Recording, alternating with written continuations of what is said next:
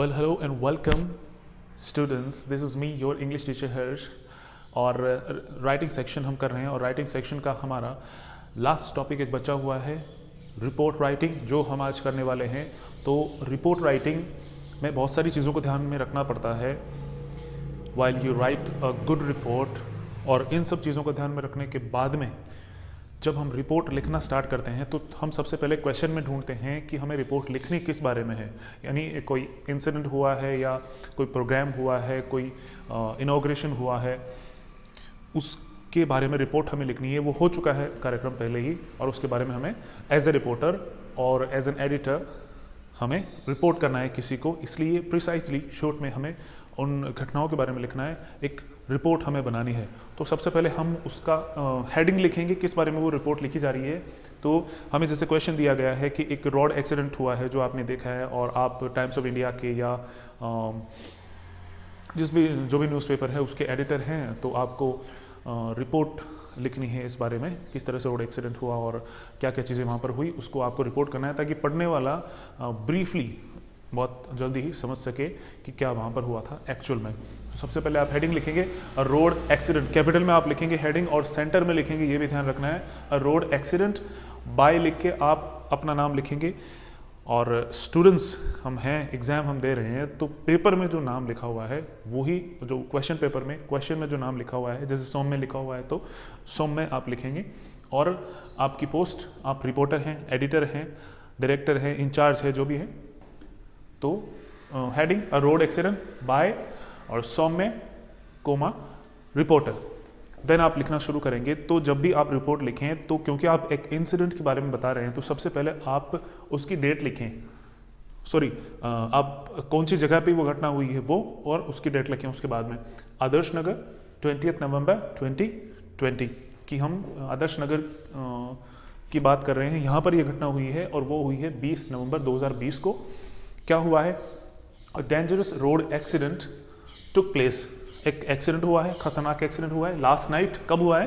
Last night को at about 9 PM, लगभग 9 बजे के आसपास, ऑन द मेन रोड। कौन सी जगह पे हुआ है? मेन रोड पे। तो देखा आपने, जिस तरह से हम रिपोर्ट लिखते हैं, तो ये बात, इन बातों को ध्यान में रखते हैं कि पढ़ने वाले को सब कुछ पता चल जाए उसके बारे में, वो भी शॉर्ट में। On the main road and this was inform to the local police. इसके बाद इसके बारे में लोकल पुलिस को इन्फॉर्म किया गया, and an ambulance was called, ambulance को भी फ़ोन किया गया और एम्बुलेंस मंगवाई गई। Called for, ambulance was called for, ambulance के लिए फ़ोन किया गया to take the injured people to the nearby hospital, ताकि एम्बुलेंस आ जाए और जो इंजर्ड लोग हैं उनको जल्दी से जल्दी ट्रीटमेंट दिया जा सके, नियर बाय हॉस्पिटल उनको ले जाया जा सके। There were 4 persons who were badly injured, 4 लोग थे उसमें, किसी बाइक का या कार का, आप चाहे तो मेंशन कर सकते हैं। तो उसका एक्सीडेंट हुआ है, उसमें 4 लोग थे जो बैडली इंजर्ड थे, तो उनको हॉस्पिटल ले जाया गया। एवरीवन वाज सेव्ड, चारों के चारों बच गए, किसी की जान नहीं गई, by the help of the active hospital staff. Active hospital staff था और सम गुड डॉक्टर्स, कुछ अच्छे डॉक्टर्स थे और एक्टिव हॉस्पिटल स्टाफ था, इसलिए सभी के सभी लोग, चारों लोग जो इंजर्ड थे वो बच गए। अच्छी बात है ये। The police officers and the doctors advised people to follow the traffic rules to avoid the unnecessary harm. तो उस घटना के दौरान जब वहाँ पर पुलिस ऑफिसर्स थे और बाद में एम्बुलेंस आई, फिर हॉस्पिटल में उनको पेशेंट्स को ले जाया गया, तो वहाँ जो डॉक्टर्स थे उन लोगों ने भी लोगों को, जो गैदर्ड थे वहाँ पर लोग, उनको सलाह दी कि आप ट्रैफिक रूल्स का पालन कीजिए, ताकि अननेसेसरी रोड एक्सीडेंट्स और नुकसान जो है इस तरह का नहीं हो। तो इस तरह से हम रिपोर्ट लिखते हैं। और जो बातें मैंने बताई आपको, क्या क्या चीज़ें आपको ध्यान में रखती है, उन सब चीज़ों को माइंड में रखकर अगर आप रिपोर्ट लिखेंगे और इस तरह से लिखेंगे, without any grammatical mistake, without any spelling mistakes, और पूरा फॉलो करके प्रोसेस आप लिखेंगे, तो you will definitely get full out of full marks. Well, report writing जब आप करेंगे तो जिन चीज़ों का आपको ध्यान में रखना है, वो मैंने इंपॉर्टेंट पॉइंट्स, जैसा कि मैं हमेशा आपको बताता हूँ, वो मैं डेफिनेटली आपको बताऊँगा ही। लेकिन एक बात ये ध्यान में रखनी होती है कि हमारी रिपोर्ट राइटिंग की शुरुआत होती है हमारी हेडिंग से, उसके टाइटल से, कि किस बारे में हम जो है रिपोर्ट प्रेजेंट कर रहे हैं। तो क्वेश्चन में से निकाल के आप, जनरली इस तरह के टॉपिक्स आपको दिए जाते हैं रिपोर्ट राइटिंग में, जैसे आपको एनुअल डे सेलिब्रेशन हुआ आपके स्कूल में और उसके बारे में आपको रिपोर्ट लिखनी है, तो आप simply annual day celebration heading लिख देंगे।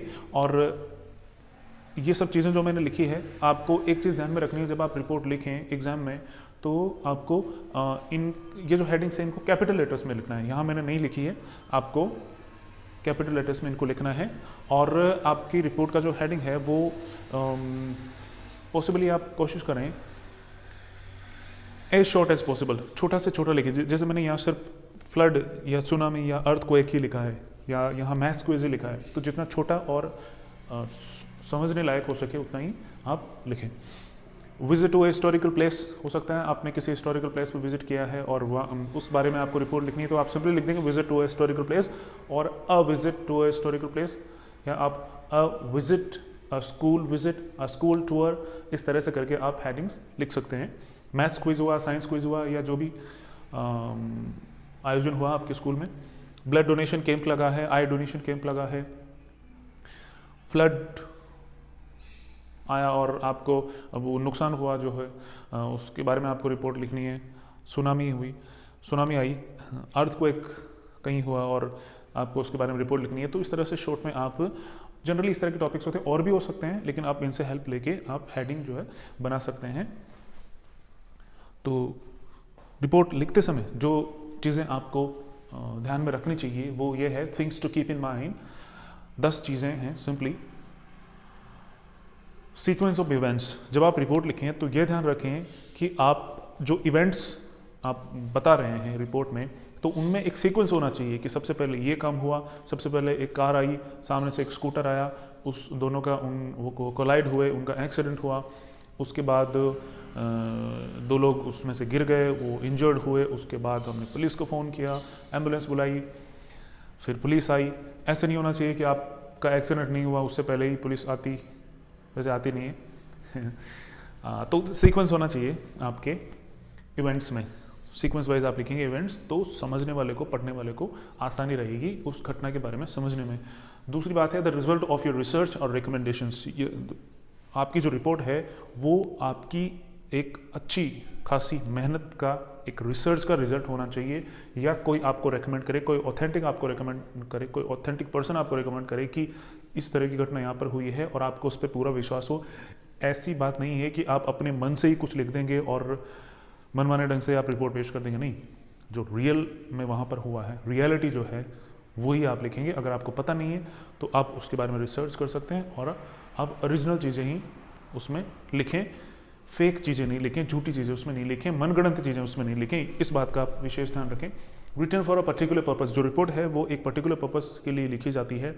रिपोर्ट की सहायता से पुलिस हुई या न्यूज़पेपर के रीडर्स हुए या कोई भी पर्सन है जो उस घटना के बारे में ऑथेंटिक जानकारी ले सकता है, तो एक पर्पस के, आपकी रिपोर्ट में एक पर्पस होना चाहिए।